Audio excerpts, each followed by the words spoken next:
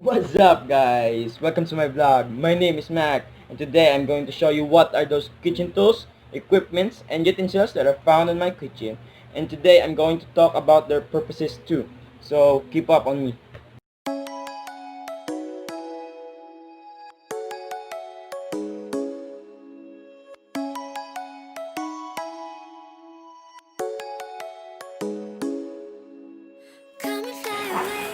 What is whisk? A whisk is a cooking utensil which can be used to blend ingredients, smooth, and to incorporate air into a mixture, in a process known as whisking or whipping. Most whisks consist of a long, narrow handle with a series of wire loops joined at the end. The wires are usually metal, but some are plastic for use with non-stick cookware. Whisks are also made from bamboo. There are many kinds of whisk. One of them is fish top and balloon whisk. Balloon whisk are bulbous. French whisk are longer and narrower. Another one is a gravy whisk, a flat whisk, and the older one is the traditional whisk making using bundles of twigs in Sweden 1922.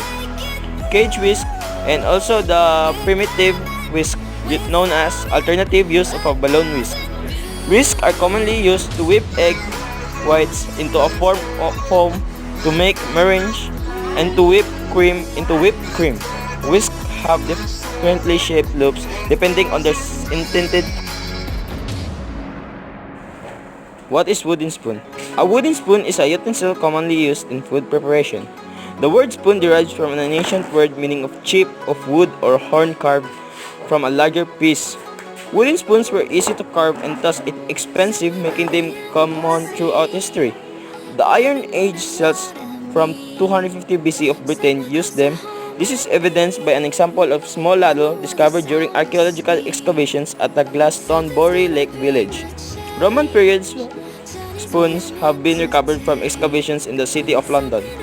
The Anglo-Saxons were great workers of wood, as were the Vikings, and both of these groups of settlers to the British Isles produced wooden spoons for domestic uses.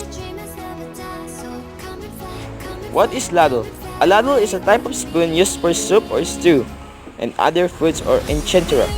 Although designs vary, a typical ladle has a long handle terminating in a deep bowl, frequently with the bowl oriented at an angle to the handle to facilitate lifting liquid out of a pot or other vessel conveying it to a bowl.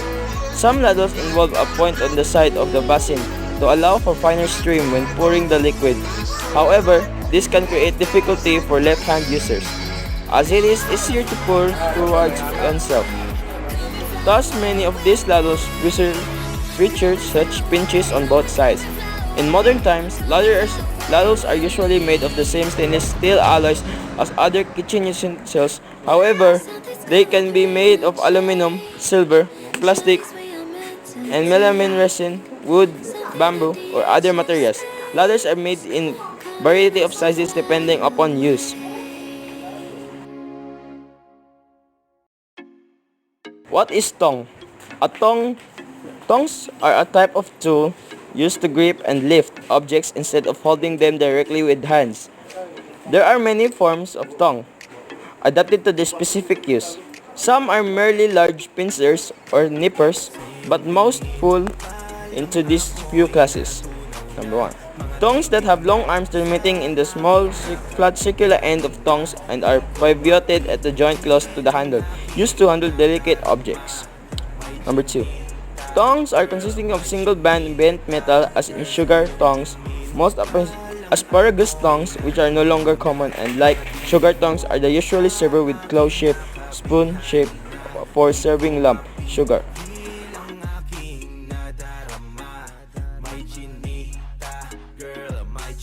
What is grater? A grater is also known as a shredder, is a kitchen utensil used to grate foods into fine pieces. The modern grater was invented by Francis Bowler in the 1540s, originally to grate cheese. What is plate? A plate is a broad, concave, but mainly flat vessel on which food can be served. A plate can also be used for ceremonial or decorative purposes. Most plates are circular, but they may be any shape or made of any water-resistant material. Generally, plates are raised round the edges. either by curving up or a wider lip or raised portion. Vessels with no lip, especially they have no rounded profile, are likely to be considered as bowls or dishes, as are very large vessels with a plate shape. Plates are dishwasher, and tableware plates in wood, pottery, and metal go back into antiquity in metal court.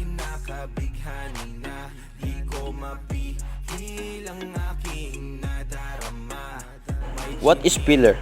A pillar is a kitchen tool consisting of a metal blade with a slot with a sharp edge attached to a handle, used to remove the outer layer, the skin, or peel of some vegetables, such as potatoes, broccoli, stalks, and carrots, and fruits such as apples and pears. A paring knife may also be used to peel vegetables. The blade of a pillar has a slot with one side sharpened. The other side of the slot prevents the blade from cutting too far into the vegetable. What is a mortar pestle? Mortar and pestle are implements used since ancient times to prepare ingredients or substance by crushing or grinding them into a fine paste or powder in the kitchen, laboratory, and pharmacy. The mortar is a bowl typically made of hard wood, metal, ceramic, or hard stones such as granite. The pestle also is a heavy and blunt club-shaped object. The substance to be ground, which may be wet or dry, is placed in the mortar, where the pestle is pressed and rotated onto it until the desired texture is achieved.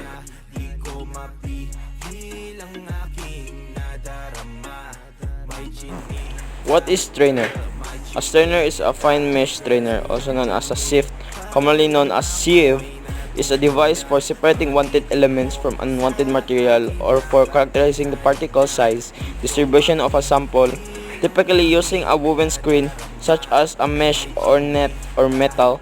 The word sieve derives from sieve in cooking. A sifter is used to separate and break up clumps in dry ingredients such as flour, as well as to aerate and combine them. A strainer is a form of a sieve used to separate suspended solids from a liquid by filter. What is a colander? A colander, or as we call colander, is a kitchen utensil used to strain foods such as pasta or rice, or to rinse vegetables. The perforated nature of the colander allows liquid to drain through while retaining the solids inside. It is sometimes also called a pasta strainer or kitchen sieve. Conventionally, colanders are made of a light metal such as aluminum or thinly rolled stainless steel. Colanders are also made of plastic, silicone, ceramics, and enamelware. The word colander comes from the Latin name colum, meaning sieve. No, baby, you are one of a kind to me by far, and I hope that you feel the same. I've waited my whole life for your love, and now that I